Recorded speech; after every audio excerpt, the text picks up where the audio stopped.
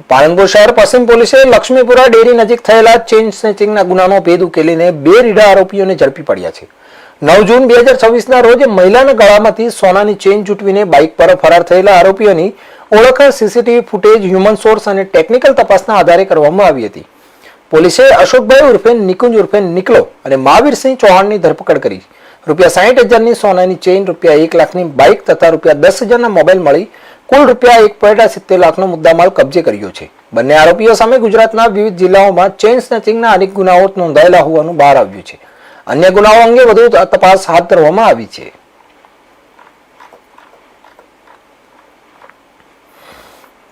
લક્ષ્મીપુરા ગામે ચેઇન સ્નેચિંગની જે ઘટના બની હતી, શું આખી ઘટના હતી ને અત્યારે પોલીસ દ્વારા કયા પ્રકારની બનાસકાંઠા જિલ્લાના પાલનપુર શહેરમાં જે ગત તારીખ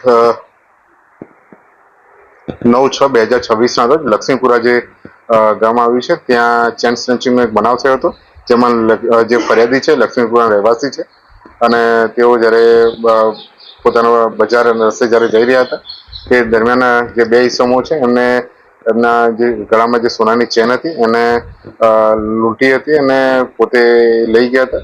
આ બાબતે પોલીસ દ્વારા જે ટેકનિકલ સોર્સિસ અને સમગ્ર રૂટના જે સીસીટીવી ફૂટેજ છે એની તપાસણી કરવામાં આવી હતી અને જે બાઇક છે એને પણ આઈડેન્ટિફાઈ કરવામાં આવ્યું હતું અને જે ઈસમો છે એને પણ આઈડેન્ટિફાઈ કરવામાં હતા।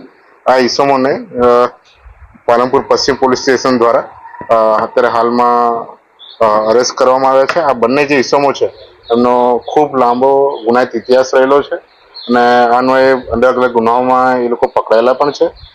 હાલમાં જે આ બંને આરોપીઓ છે જેનું નામ છે અશોકભાઈ ઉર્ફે નિકુંજ ઉર્ફે મિતેશ ઉર્ફે નિકલો, જે આણંદનો રહેવાસી છે, તદુપરાંત મહાવીરસિંહ નટુભાઈ જાતે ચૌહાણ જેનો તારાપુર જિલ્લો આણંદના રહેવાસી છે બંને।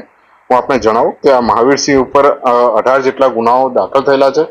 તદુપરાંત જે અશોકભાઈ જે છે જે રીઢો ગુનેગાર છે અને એના પર અત્યાર સુધીમાં 39 જેટલા ગુનાઓ દાખલ થયેલા છે।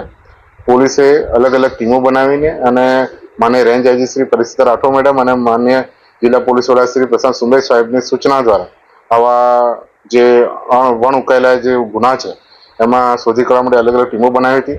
આ ટીમો પૈકી જે પાલનપુર પશ્ચિમની ટીમ છે, આર.કે. પટેલ પીઆઈ છે, એમના નેતૃત્વ હેઠળ આ બંને આરોપીઓને દબોચી લેવામાં આવ્યા હતા।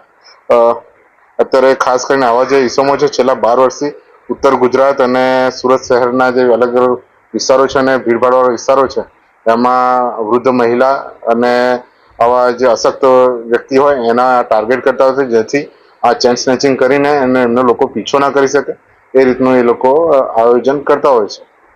બનાસકાંઠા પોલીસ તરફથી આપ સર્વેને ખાસ સૂચના છે કે આ ભીડભાડવાળા વિસ્તારમાં જ્યારે પણ આપને લાગે કે આવી શંકાસ્પદ પ્રવૃત્તિ થઈ રહી હોય તો આવા શંકાસ્પદ ઈસમો જો આપને જણાય તો તાત્કાલિક આપ 112 અને 100 નંબર પર આપ સંપર્ક। Surendranagar local crime branch